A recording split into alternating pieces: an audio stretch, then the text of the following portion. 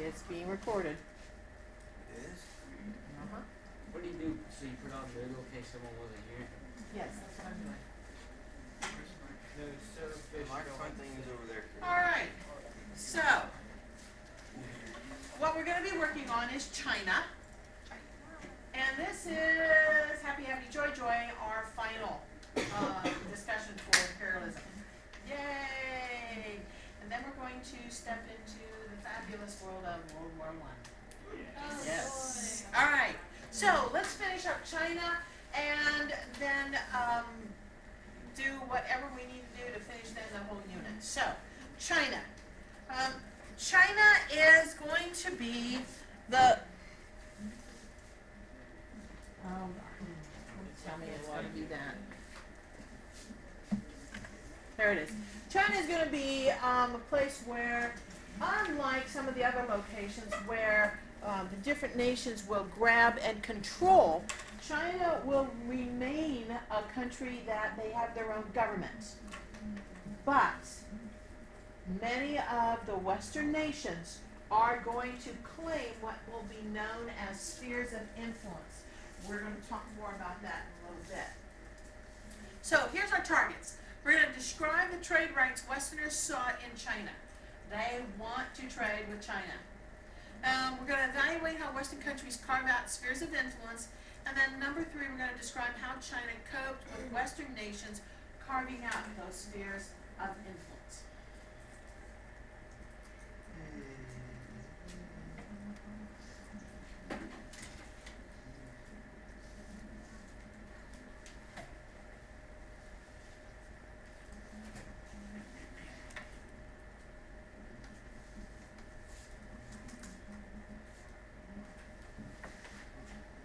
All good?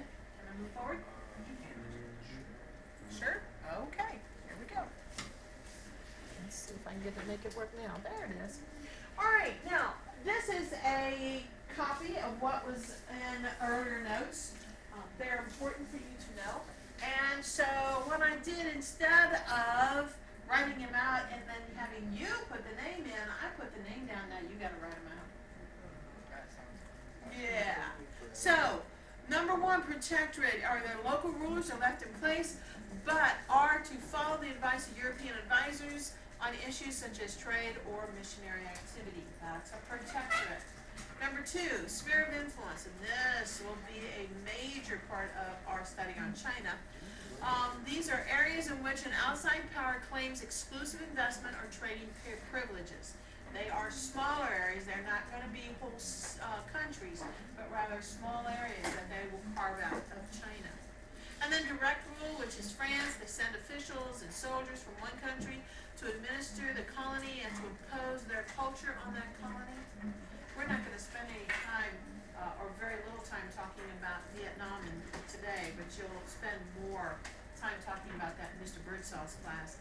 And he's going to talk about how France had a very big impact because France claimed areas of Laos and Vietnam and Cambodia as part of their imperialism, and this is the type of imperialism they had. Then we have indirect rule, which was Britain's way of controlling countries, and this is the governing of the country through the use of sultans, chiefs, and other local rulers. Children, and this is important, children of local ruling class were encouraged to get an education in Britain. That really plays a role in India.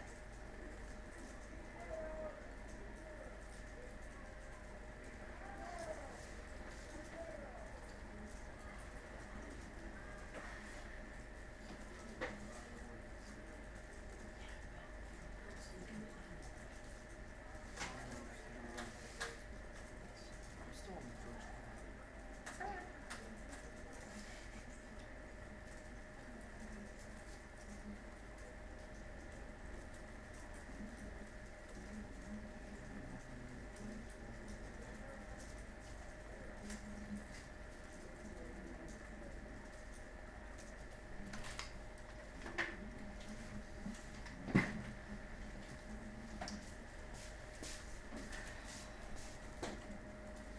Okay, so talking about China itself.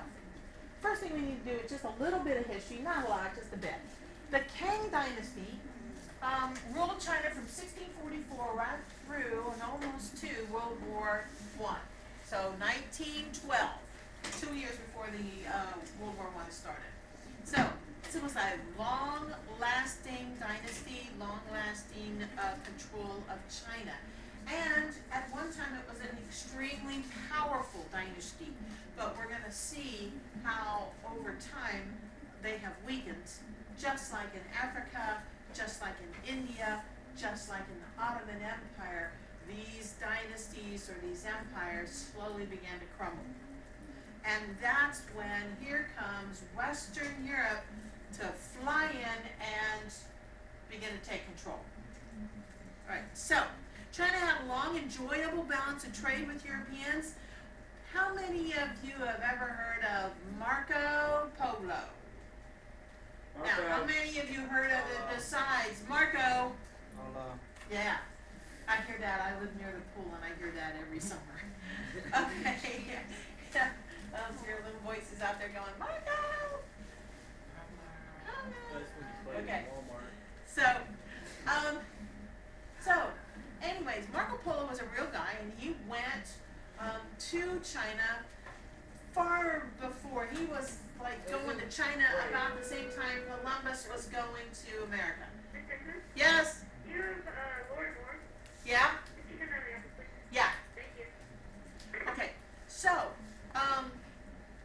here's Marco Polo going off to China. He stays several years.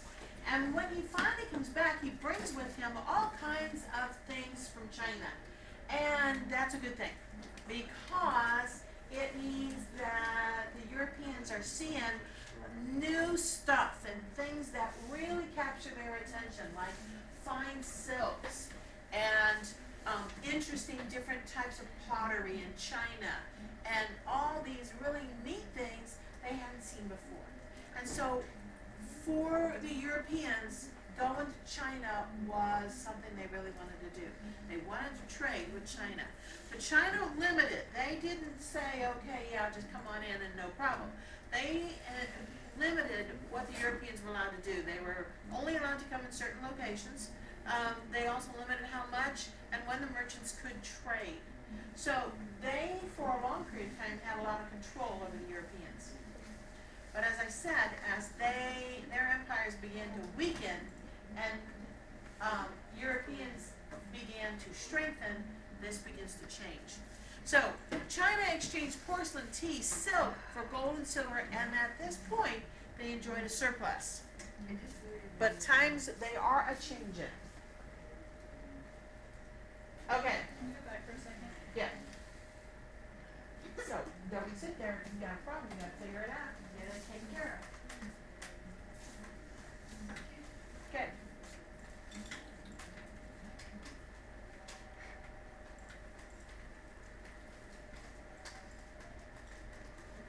Did everybody remember to save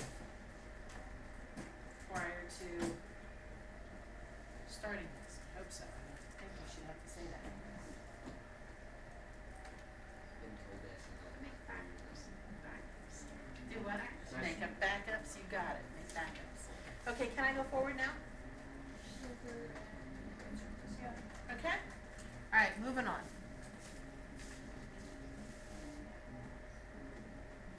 Okay, so in the 1800s, China's relationship with the West changed markedly because they were weakening. And thanks to Industrial Revolution, the Europeans were growing stronger. By the late 1700s, two developments changed their relationship. As I said, China entered decline and Europe due to its Industrial Revolution. Then by the 1800s, Western nations were using their growing power to tilt the balance of trade with East Asia into their favor.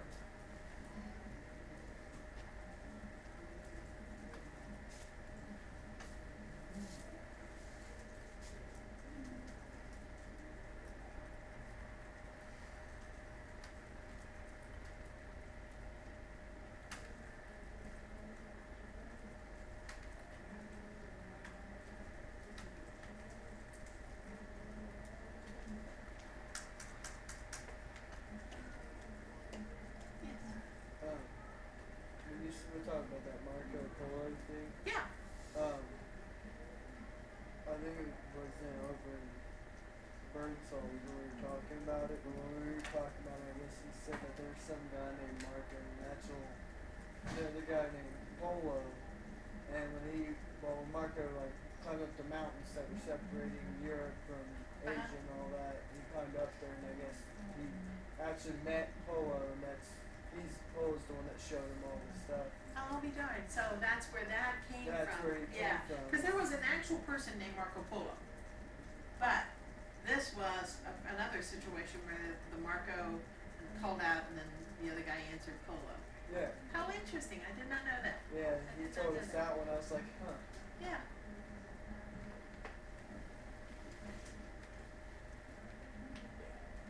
Okay, are we good now? Hang on a second. Let's get the words left. Okay.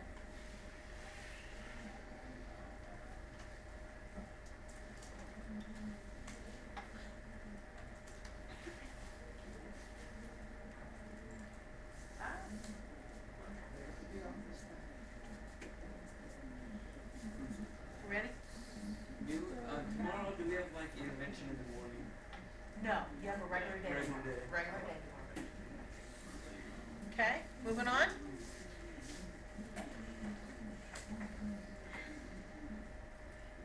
Okay. So, the British, in particular, are looking to strongly trade with China. Now, other countries are involved, but Britain really does something pretty despicable. What they do is they begin selling opium to the Chinese because the Chinese weren't really interested in much of what Britain had. But when Britain shows up with opium from India, then they begin to become interested. Unfortunately, opium is addictive. And so for a great part of their population, they become addicted to this opium. Yes, sir. And like when we did our 700 pages thing, I read that like the crime rate went up and all that stuff. Right, right. The crime rate went up, and there were a lot of problems as a result. Let me show you an example of what it was like. This will just take me a second. Oh, it's not drugs.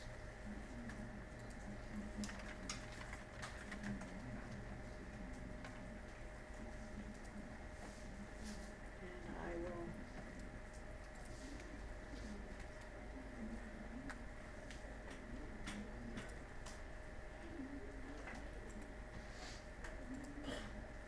Okay. Huh, why didn't it do that?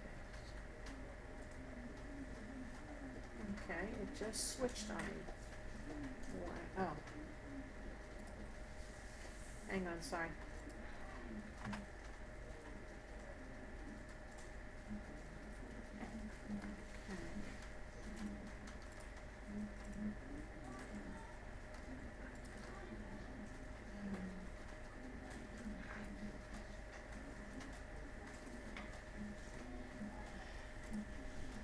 All right.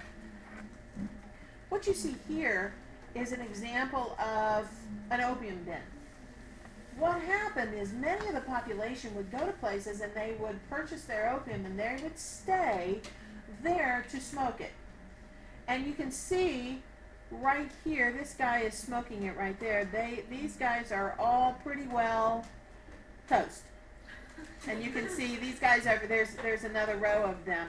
And these would be houses that these people would come to, and they would crash, and just, like drug houses that are meth houses, those things that we hear about today. And they would just, when you're stoned, you don't do anything. You're done. And that's exactly what was happening here. And it was a deliberate action by Britain. They knew it was addictive, they knew it was a problem, and yet they went ahead and, oops, darn, hit the wrong thing. They went ahead and did it anyways.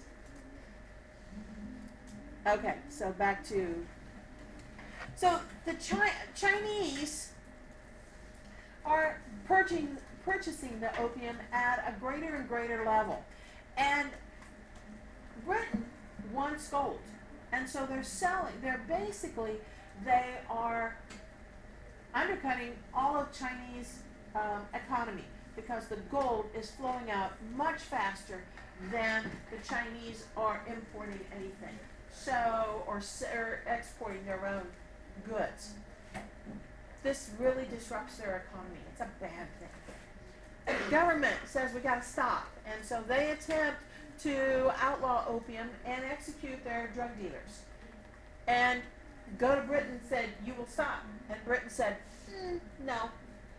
We're going to have free trade. We have the right to free trade. And so that was the result, was the first opium war. Now, today, in today's world, if a country actively, openly trades in drugs, is it acceptable? No. No. Today, that is not acceptable. That doesn't mean it doesn't happen. Obviously, between Mexico and the United States, it's rampant.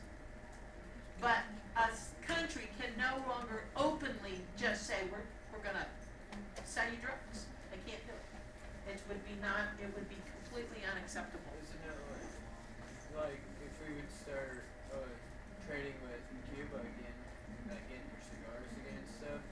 I think who was it said that their Cuban cigars are like, yeah, they're outlined with crack or cocaine. Yeah, they're laced with cocaine. Is that right? I did not know that. Their Cuban cigars are laced with outside of cocaine. Well, no wonder they like them so much. Yeah. Okay, And interesting. they cost so much. Yeah, they do. They cost a lot. So, yeah, how interesting. I did not know that. Well, they're outlawed here, but they come in pretty regularly. Okay, so,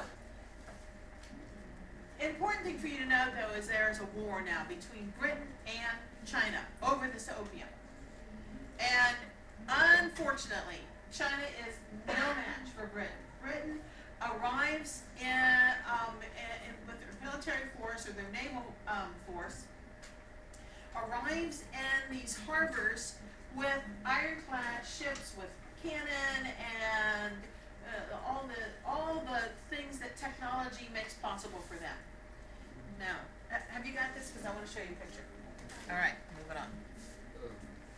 Here's a picture of this war. Oh, that's gotta be terrible. Yeah, so you see these ships right here. What do you think they're made of? Wood. Wood, exactly. They are wooden ships. These are known as Chinese junks. Now, not in the same, junk is not used in the same term that we use junk as meaning trash. This is another name for ship or boat in Chinese. It's a junk. Okay, so here they are, and you can see right here's one being blown to smithereens. And look here. This is the English ship, an ironclad, steam-driven, not set, although there are sails on it, but they are way more powerful. Way more powerful. I always thought the Chinese ships were cooler. They're just so much cooler than the US ship. Well, they still exist. Oh, yeah. They are very efficient little boats, Yeah. but obviously not able to stand up to the cannon that the English had at that point. So, yeah, they are. If you would go to China today, you would still see these on the rivers because they are very good, efficient movers of goods back and forth. But you also then would see modern day boats as well. So, but this is clearly, this war was clearly one-sided. China really didn't have a stand a chance. They were then forced, they lost pretty quickly, in fact. They were forced to sign a treaty called the Treaty of Nanjing. And the treaty included payments of huge, what we know as indemnity to the British, and granted British subjects in China extraterritoriality. Now let me define indemnity and extraterritoriality. Say that 3 times fast. Indemnity first begins with the fact that indemnity is you're paying for the losses that were inflicted on the victors. In other words, Britain wins. And so you're going to pay now them for any and all losses. sad thing here was Britain had so few losses, and yet the indemnity payments by China to them were huge. So Britain starts bringing in opium. They're getting all kinds of money by the opium trade. Then a war is started. China started the war because they're trying to get them to stop selling opium. And then China loses the war, and now they still have to pay a great deal of money to Britain in order to pay what Britain calls what they're owed. So let's face it, China's on the short end of the stick. Now, extraterritoriality is the fact that, and that's part of this treaty as well, is that it allows British citizens now living in China the right to do whatever they want without being held to Chinese law. It would be like somebody from, let's say the Middle East, allowed to come here and do whatever they want and not be held responsible to American laws. You know, American laws didn't matter. So they could literally, you know, let's say a terrorist could literally cut the head off of somebody here, but still not be held responsible by American law. Basically like they That's do not it, fair. no consequences. Well, you're right. It's not an acceptable way. That is not acceptable. Yes. I got kind of something like that. My driving teacher who's in your town talking to us about driving and stuff. He said, well, one day I was out helping one of the kids practice, and a guy from China, I think he said, China or Japan, came over and was wanting to get his license over here so he could drive his new, like, it was some really big sports car. Yeah. He told us. So he wanted to practice his, yeah. And, well, he looked at, he was being rude, and my driving teacher was like, no, and I guess, like, after, like, 20 minutes, he went away, came back, and demanded him to move, and, like, he called up, like, the person that was in charge of the building, and he said, I told that Asian to get out of here. I just started laughing, but he said it more violently. But I turned it down for school. Good idea. Good choice. Good choice. All right. Well, the treaty, and I will get into cultures. Cultures always, you know, we always have to deal with differences in cultures, and sometimes that's a good thing, sometimes that's not so good. But let's move on here.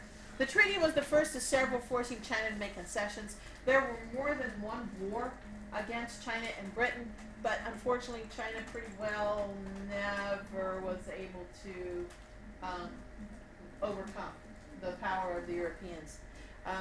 The Second War forced China to open her ports, all her ports, and to allow in Christian missionaries. Again, same idea as in India and in Africa and in the Ottoman Empire.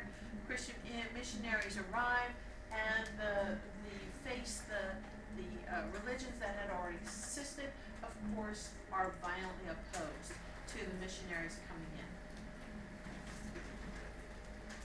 Can I move on? No, hold on. Nope.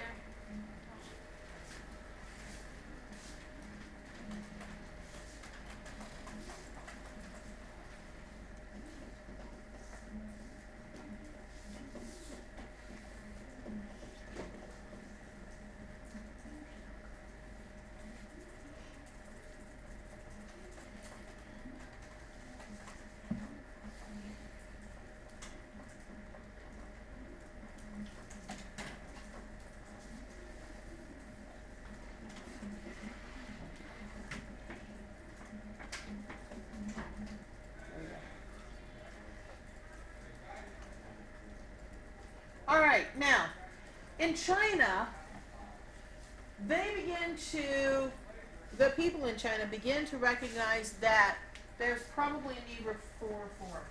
Their old ways, their traditions are not serving them when it comes to dealing with these Europeans. And so what they need to do is they need to think about reform. Yes? My computer just died. Okay, you'll need to gather these notes from the video. Okay, So, most saw no need to adopt to Western industry.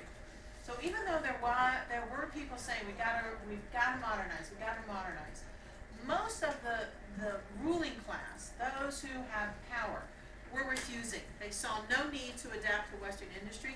They saw Western technology as disruptive. They feared it. They feared the loss of control. And here's the thing that was really at the heart of it.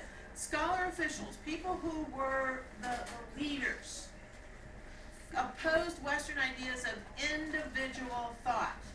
For China, the best way to live was to live as a community. In other words, whatever the community decided, that's the way you lived. Exactly opposite to Western societies. Western societies believe strongly in the idea of individualism. So the Confucian way had served China so well for centuries, and most feared changing what worked. Okay, we'll stop here. Good afternoon, everybody. Time for a couple afternoon announcements. A reminder to all students that tomorrow we'll return to a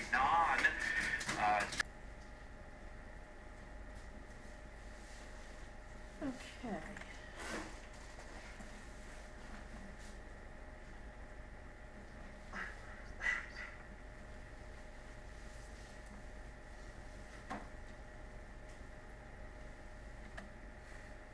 So while China debated about whether to modernize or not, Japan embraces Western technology.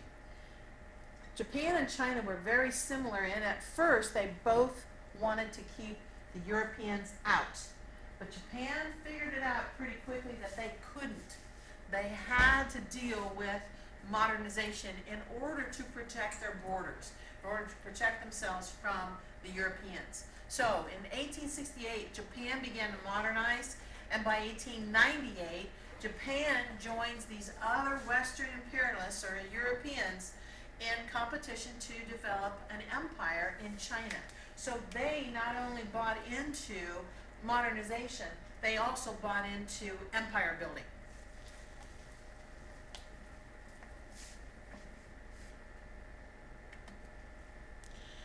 So one example, in the Sino-Japanese War, which is China versus Japan, Japan wins, and China loses the island of Taiwan to the Japanese. What this does more than anything else reveals China's weaknesses. They are not able to withstand pretty much any real challenge to their authority or to their military. European powers moved in to demand concessions and to carve up spheres of influences.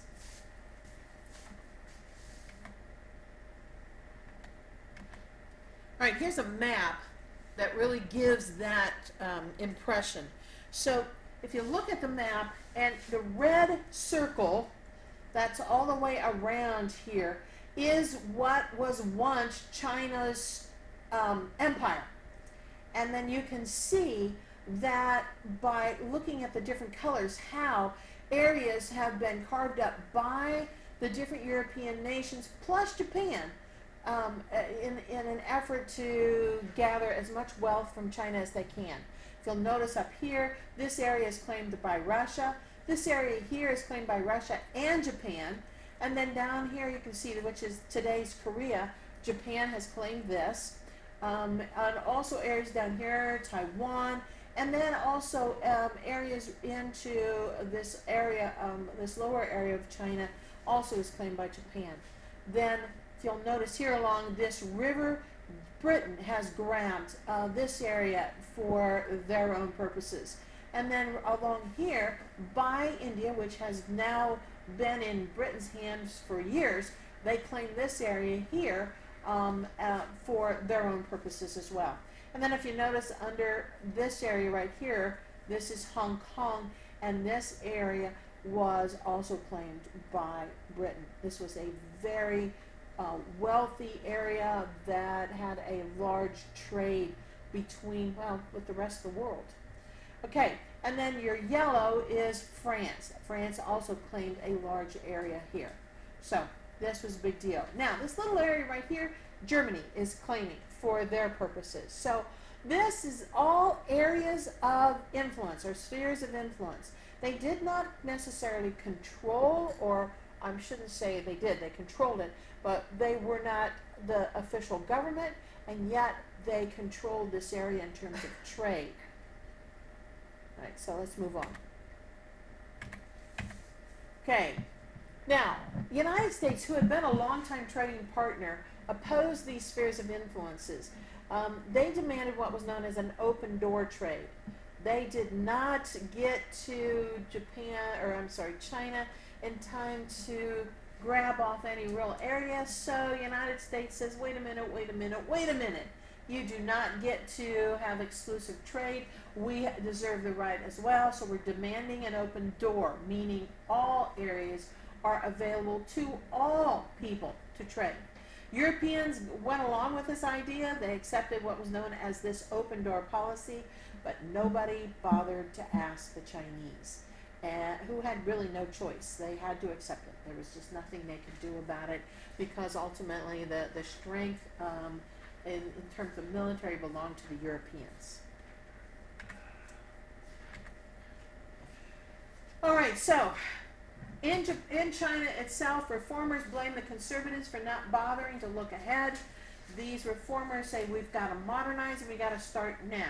Conservatives still want things to remain the same, but can no longer support that attitude with the fact that the Europeans have now controlled such a large part of China. So in 1900, a secret society known as the Righteous Harmonious Fists launched an attempt to drive the foreign devils out of China. This is a nationalist movement.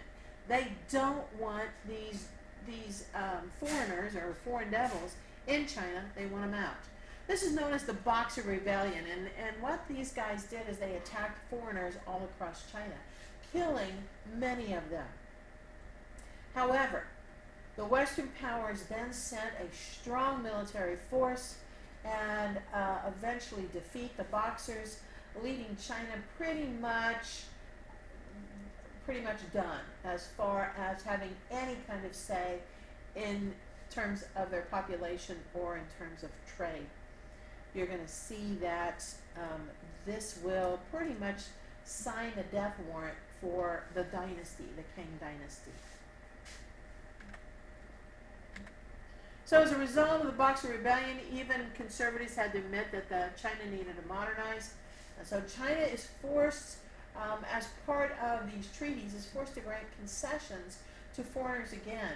And schools, things like schools were changed, and women are now allowed to attend school. So though the Boxers' rebellion failed, the flames of Japanese nationalism really did take off. And what will happen in the next years is a constant effort to remove these Europeans. So by 1911, a rebellion overthrew the Qing dynasty. A republic was set up under a guy by the name of Sun Yat-sen, who advocated the three principles of the people, and they were nationalism, which is the removal of foreigners, democracy, they wanted a representative government, and finally livelihood. They wanted the economy of China to turn around. Economic security for the Chinese people. So by 1914, which would be the beginning of World War I, Britain boasts that the sun never set on its empire. And if you'll notice the little red dots all the way around the world there, you can see that it was really true. The sun didn't set on the British Empire because they had come to control so many areas of the world. Okay, so this ends this video. Please pay close attention to the questions, fill those in, and upload to the Chinese location.